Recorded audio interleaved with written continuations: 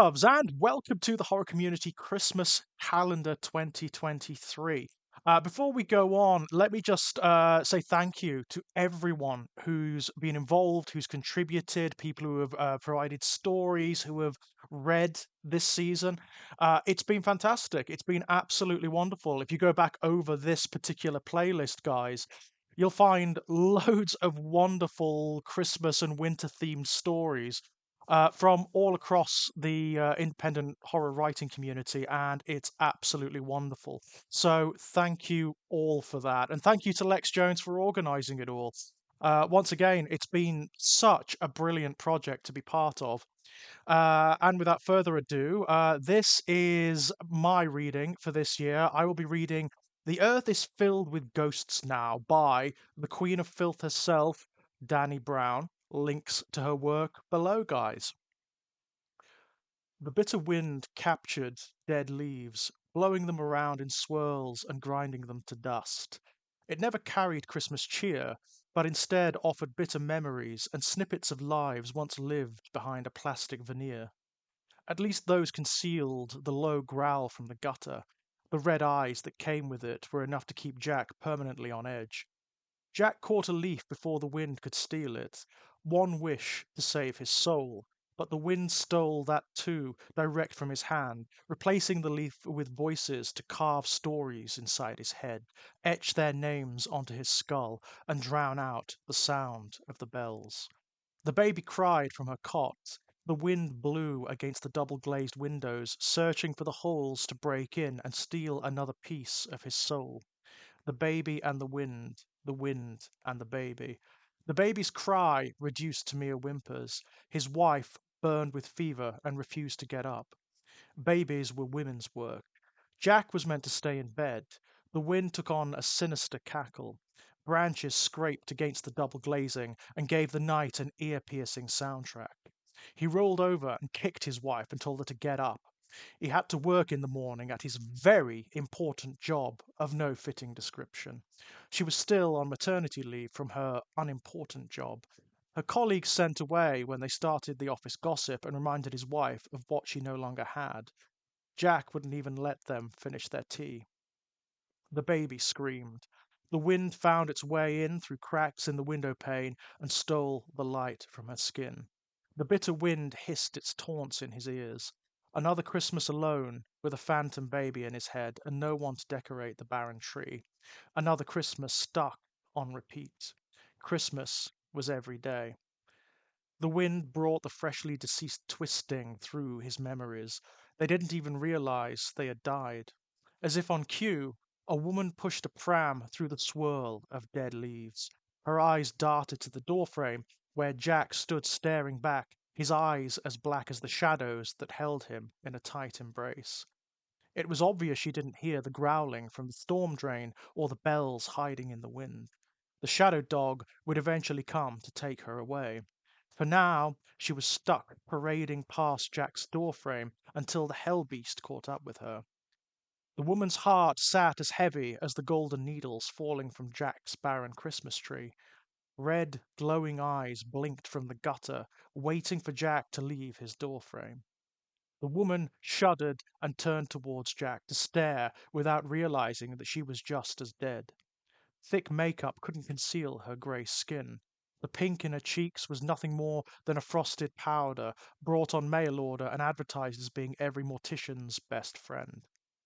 Jack used the opportunity to scream boo, and the baby cried just as his own daughter howled from her cot, starting the loop over again. The clouds of steam from the baby's mouth turned to smoke. Faint flames licked at her mother's hair and melted her pink frosted blusher. The babies screamed in unison, drowning out the growling from the gutter. The baby in front of him, the baby turning grey inside his head. The woman squinted as if she caught some faint grey glimmer of Jack sulking in his doorframe. She took a step closer. The lost with weight on their hearts always took a step closer. The wind blew the leaves into her smoking hair. She failed to notice their smoulder before the wind snatched them away again. Jack knew she couldn't see him. doomed to wander with only the ghosts, but he couldn't pass a message across with the growling demon dog blocking all communication. Alone with his Christmas tree and the rats. The barren tree was still visible in the only window that wasn't tinned.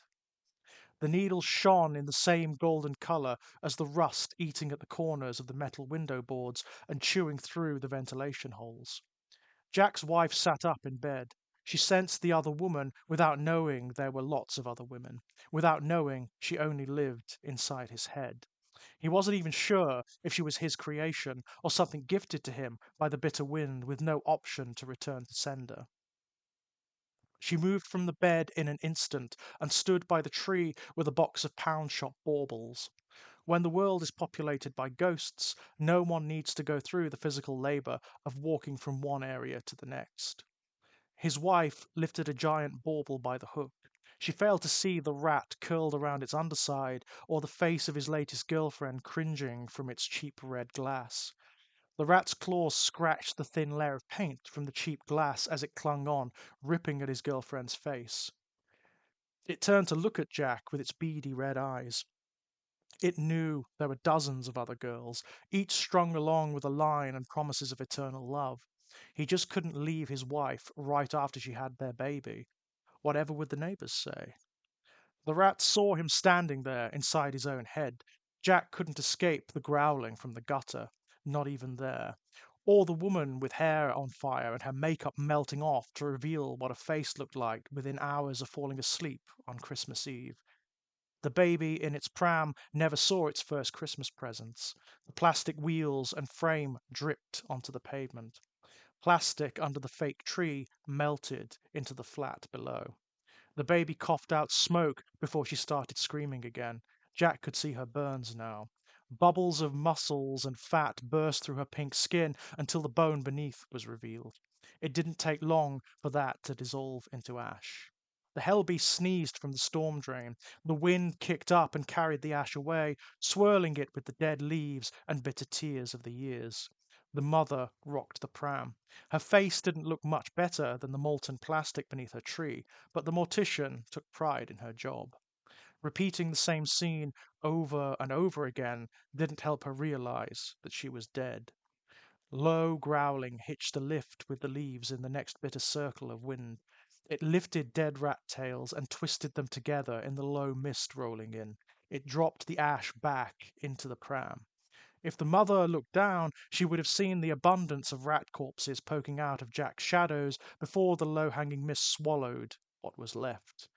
Jack knew those were the same rats clawing at various girlfriends and taunting his wife inside his head.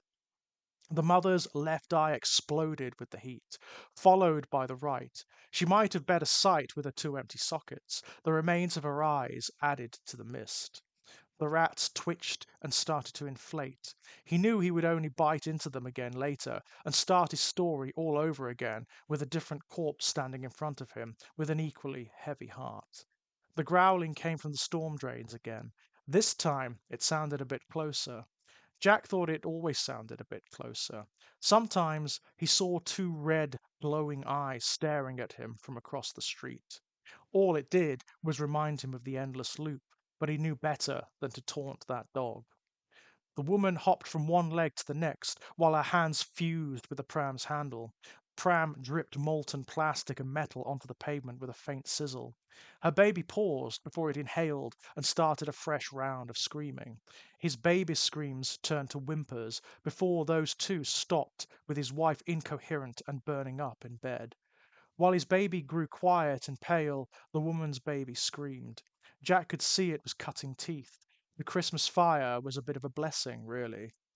The wind hissed and Jack hissed back. The woman stumbled. The flesh on the bottom of her feet caved to the fire. Her bones hit the pavement like the banging of a drum. The dog barked from the gutter. Jack knew it wasn't here for the woman with the heavy heart. The sound triggered Jack's baby. Her body inflated. Her cheeks took on some color. One final breath suck in all the cobwebs. The wind caught Jack in a swirl of dead leaves, searching through his clothes for another piece of his soul, an offering to the hell beast and the bells. Some faint form of protection came from the creeping shadows, tracing their way up his spine. The dog stood on the pavement across the street. It looked like any normal dog, except the red eyes. The shadows concealed his door frame and the building it belonged to, but they couldn't hide themselves. They couldn't hide him from the dog sat on the pavement across the street.